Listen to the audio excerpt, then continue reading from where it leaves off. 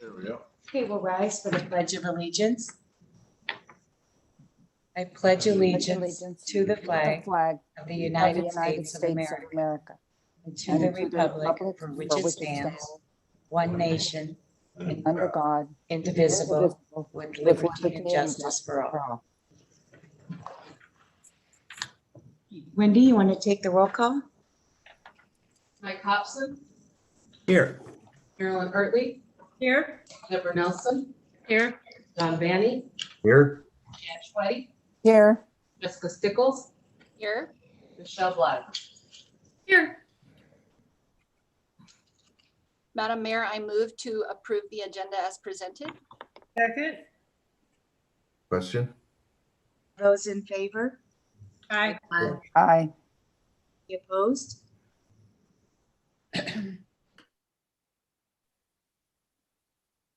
So we'll move into, we have 3 workshop items this evening, and it looks like it's the Chief Ventura show. So the first one is an interlocal agreement with Snohomish County for jail services. Chief Ventura and Paul Ellis. Hi, good evening, Madam Mayor and Council. I do feel a little bit like Kristen Garcia or maybe Mark Hayes, and I'm going to monopolize all your time tonight, and I appreciate your patience with me. I do have 3 items on the agenda, and although they are somewhat housekeeping items, there is good expenditures attached with these. So in all seriousness, they're important items as well. The first item is an interlocal agreement for jail services between Snohomish County and the City of Arlington.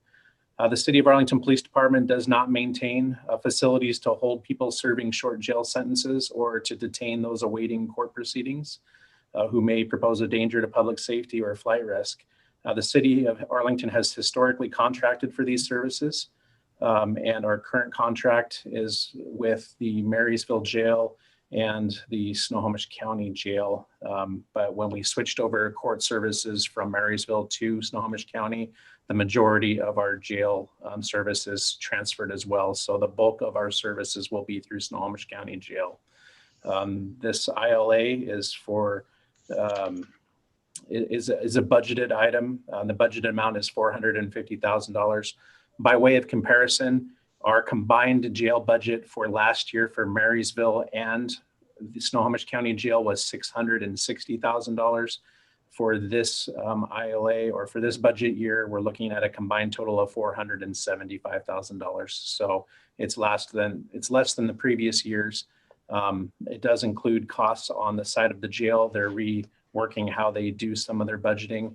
And on the police department side, we are cognizant of those increases and are working internally to find efficiencies and looking at alternative programs, diversion programs and alternatives to bookings to try to be within that budget. And I'll stand for questions.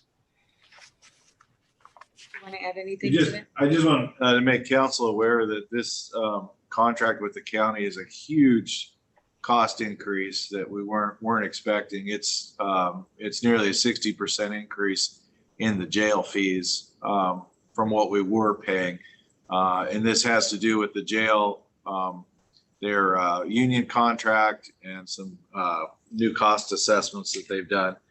We reviewed it with the jail. It is the cost of doing business. There wasn't anything out of reason. It's just a huge increase at once because we haven't had an increase in quite some time. But we were able to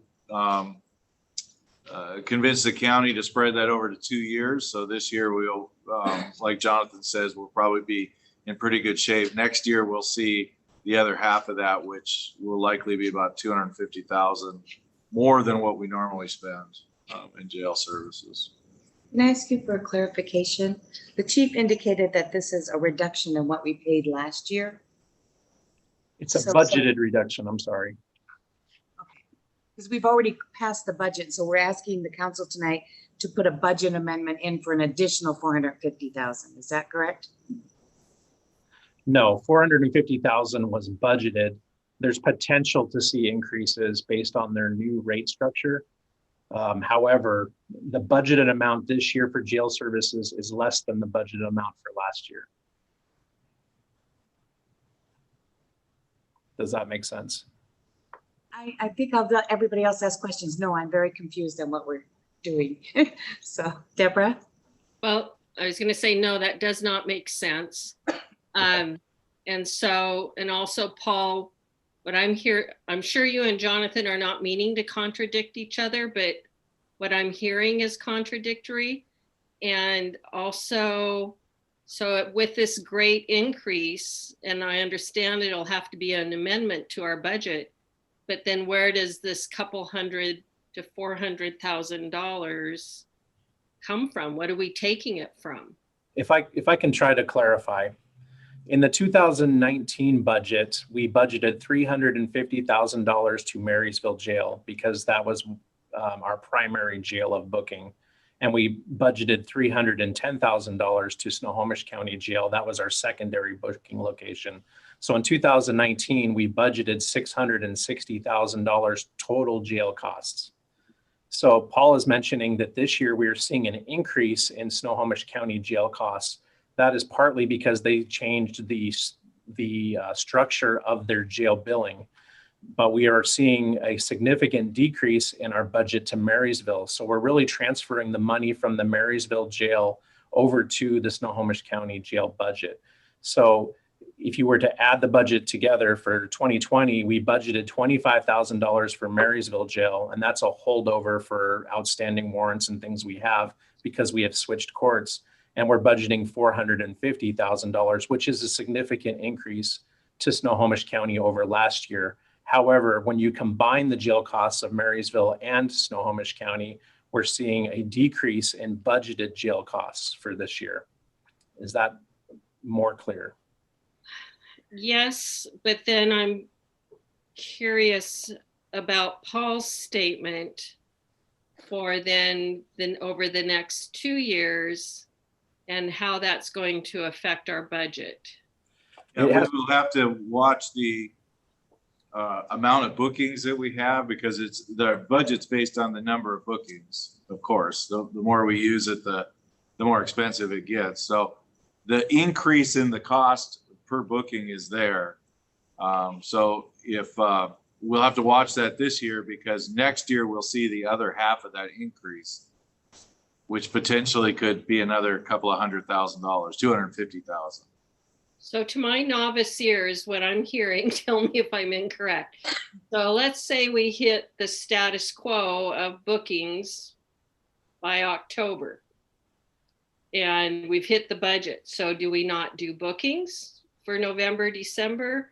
Or is that come into play where I heard Jonathan say that he's working with his team to find other alternatives such as diversion center and whatnot, so that we're not booking people, but trying to get them into other programs, which I like, because then to me, that's working with equity and some other things to help people rather than just putting them in jail. Am I correct in hearing that? That is correct. Okay. So if we can use those other methods to lower the total number of bookings, we will see a lesser impact to this year's budget and of course to next year's budget. And we will budget based on historic information. So if we can lower the booking numbers, then that will have less of an effect next year. But public safety will still be our number one concern. And so should there be a huge spike or an increase in the number of people that we book, then that would probably come out of the reserve fund. Okay. So it's not like we wouldn't book people because Yeah. they ran out of budget. I want to be clear about that. Thank you. I think that's important to be said. So thank you very much. Any other questions for the chief or Paul? Jan?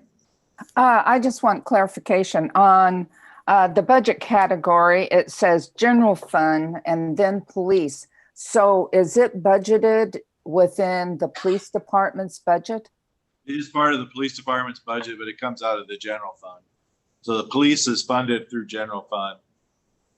The Okay. jail fees, all of the associated fees are budgeted in the police budget out of the general fund. Okay.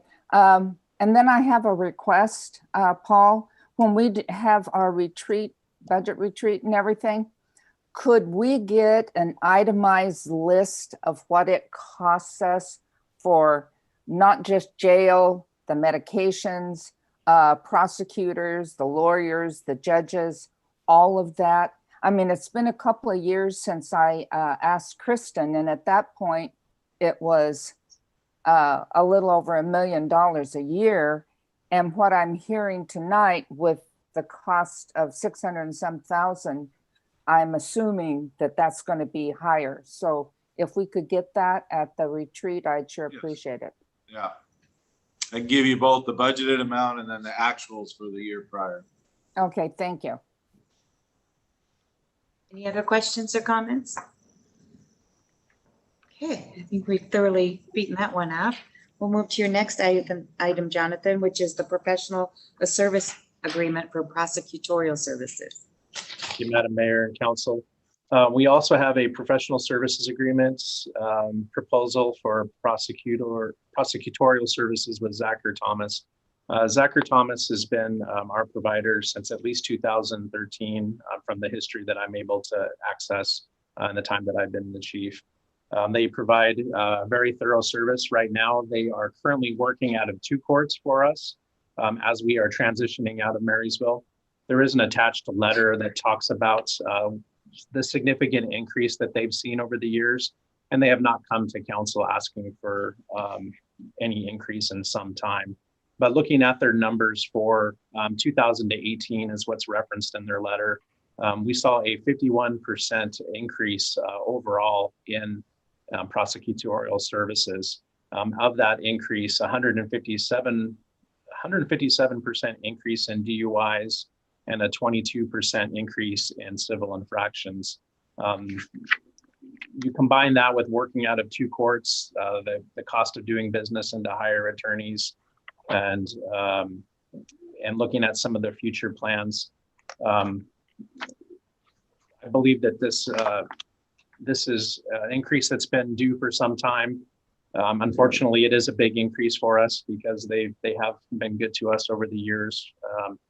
The requested amount is a $19,000 increase over what was budgeted. Try to clear up any confusion there. So we were budgeted for $200,000 for this contract, and looking at their expenses, they're projecting a $219,000 bill for the year for 2021. They'd like to do a 3-year increase or a 3-year contract or agreement with a 3% escalator for the following 2 years if we do a 3-year. This is still less than what we currently pay for the public defender, and it has been quite a bit less for a number of years. So definitely PIFL is welcome to jump in, but the letter is attached for your review. And I support this increase. Unfortunately, it is an expensive item. And I'll stand for questions. Have any questions, Deborah? First of all, I would ask you, Chief, to convey to the attorneys, I really appreciated their letter. It broke it down because as I was reading, questions would pop in my mind and they gave me the information. So I really, really appreciated that letter. I thought that was great. One thing I was just curious as I was reading through and thinking about the numbers going up, and I know one of the reasons they stated was because we have more officers now, which is good. Plus, I just know we have more people in our area. But so are we paying their services for just Arlington residents that are being taken to court? Or is it all people that, so say somebody from the county or King County or Skagit County is in our city and they get pulled over or whatever. Are we paying those or do we get reimbursed from other entities? Just curious. Any action that we initiate against anybody through our court is an expenditure that we take. There is efforts to recoup some of those costs through court judgment and other things, but a good portion of the action that we take is against people that are indigent or one way or another. That's why our public defense expenses are the way that they are. So Yes, if we initiate the action, be it a traffic ticket or a criminal citation, which is a summons to court, regardless of where they live, we initiate the action and then our prosecutor conducts the business of the court. Thank you. You're welcome. Michelle? It just seems like, gosh, that's such a lot of transactions that they handle for us. You take the total number of transactions and you look at the total number that we spend, it really breaks it down to very minimal per transaction, right? It's almost like a bargain deal. Unfortunately, there's a lot of a lot of activity, but it Right. seems like it's pretty minimal cost. It is considerably less on a per case basis than what the public defender would get. Public defender arguably has a little more work defending than prosecuting. However, it is appropriate. I would reiterate what we said before on the previous, is that we are looking for more opportunities for diversion because we just see that these are just costs that are going to continue to increase over time, unfortunately. It's not just that we have more officers now, it's the patterns have changed and things have changed. So it is unfortunate, but we won't be able to sustain this level of activity unless we make some kind of changes. Any other questions or comments? Deborah? Just so when you say that, Jonathan, about the pattern and changes, I'm assuming you're working with Paul and other departments of what we need to do as a whole city to do that. Because I would think that that's a whole type of a high policy level look at, because I'm even thinking transportation. What can we do to maybe change some things transportation wise to slow down traffic or make people drive safer? So am I correct in thinking that you're communicating that way? I would say that we have regular communications with all the department heads, and oftentimes there's a lot of overlap in consideration and questions. So yes, absolutely. Thank you. This comes back to you next week. This is also a budget amendment, of course. I just wanted to point that out because the 19,000 was not budgeted in the 2021 budget.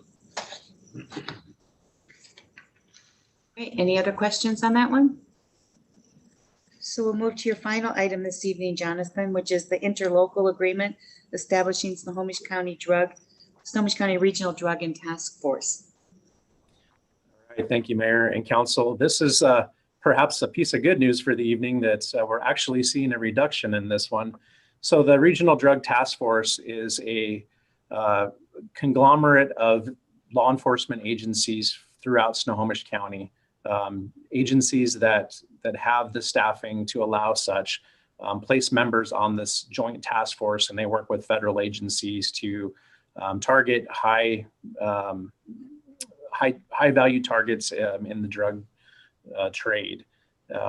We have seen, we've actually had people on the task force in the past when staffing would allow, and we saw great results to our city when such was happening. Right now, we're more focused on Arlington, but we still utilize the task force in a number of ways, such as deconflicting operations that we're doing. They provide us with intel, and then several times a year they come in and do what we refer to as market interdiction within our city, where we'll work with undercover operatives. We'll pick a target area within the city that's experiencing high drug traffic, and then we'll conduct operations throughout the day with a high accountability type of situation, where we'll process as many people as we can in a short given amount of time. We budgeted $5,500 for this. That's pretty standard. The $5,000 range is typically what we pay to participate with the task force for a city our size. This year we are looking at $3,800. The reason for the discount is the task force is currently operating without a commander, and so we're seeing salary savings, and that's being passed on to us as a city for this next budget year. We do get a tremendous benefit for that money that we spend, and I would highly recommend that we stay as a participating agency with the Drug Task Force for what they can provide for us. Can I ask you a question? Yes, ma'am. When we have some of the issues like we've had with some of the drug houses where we know people are actively dealing, do we work with the drug task force on any of those? And if so, what's the result? We work with them on a regular basis, and it depends on what we're looking at. The best result we have is what I refer to when we do market interdiction, because what we interdict on basically is people coming and going from those houses. That's where we see the success. As far as the houses in general, we haven't had one that has risen necessarily to the level of the task force taking over. They tend to focus on larger international organizations through the use of wires, informants, and other type of things. So they're happy to help us when we ask, and they'll do interdiction, like I said, several times a year. But so far, or in recent history, we have not dealt with a house that's to the level that they would take on their own. But they definitely provide services to us.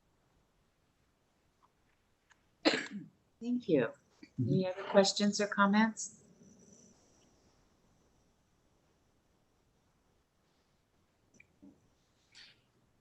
I guess it would be a lot to get consent, so then we could all take next Monday off. It's probably not happening, I can tell you. I guessed as much. But good on you for asking. And thanks for being here tonight, Chief, to take us through these items. Appreciate it. Paul, do you have any administrative report this evening? Nothing else this evening. Okay. For the mayor's report, I don't have anything other than I hope you're all watching the legislature. There's lots of early action, and for a year that was supposed to have a limited number of bills dropped, there's a lot of bills that have been dropped.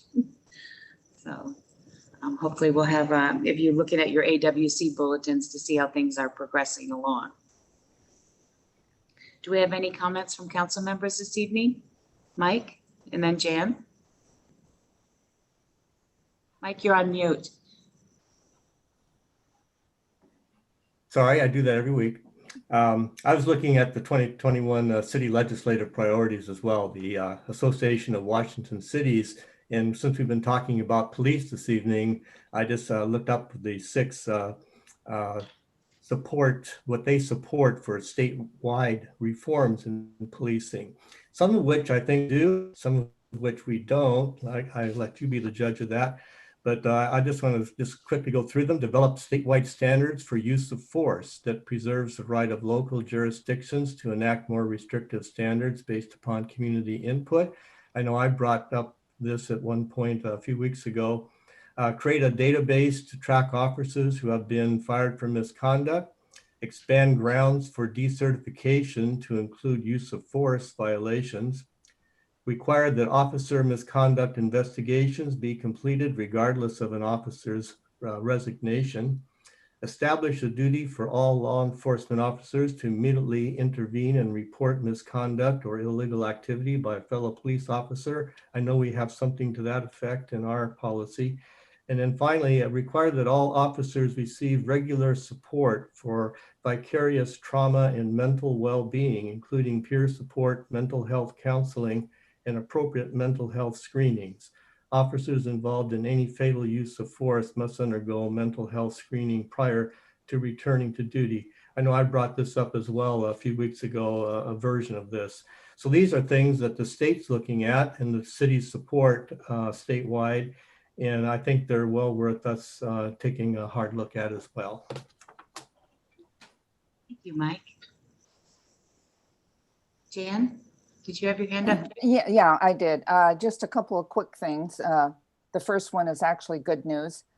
Community transit is finding the same thing our city is, that our sales tax has not been depleted, and community transit runs mostly on sales tax.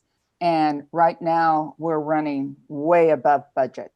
And that means that our projects that we have on calendar are still set to go. That includes the orange line, the extension of the blue line, and then of course the gold line to Arlington.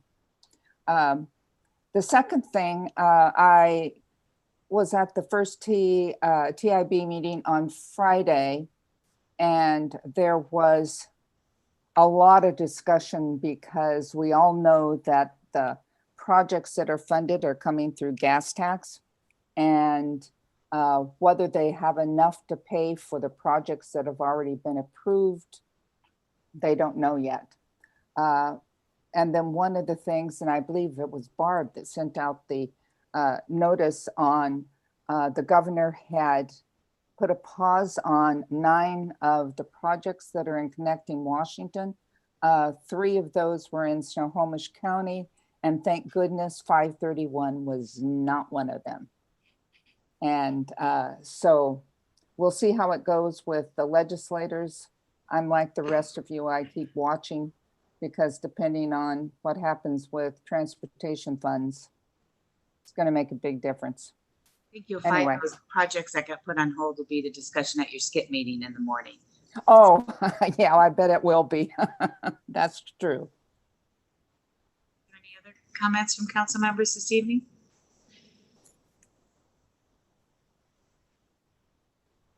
Okay, we had no members of the public that wish to speak to the council this evening. And I think we'll skip the reviewing for consent agenda items since we only have 3 Yeah. items. Sorry, chief. Okay, well, in that case, I would like to make a motion to adjourn. Second. Question? Those in favor? Aye. Aye. Aye. Adjourn. Good night, council.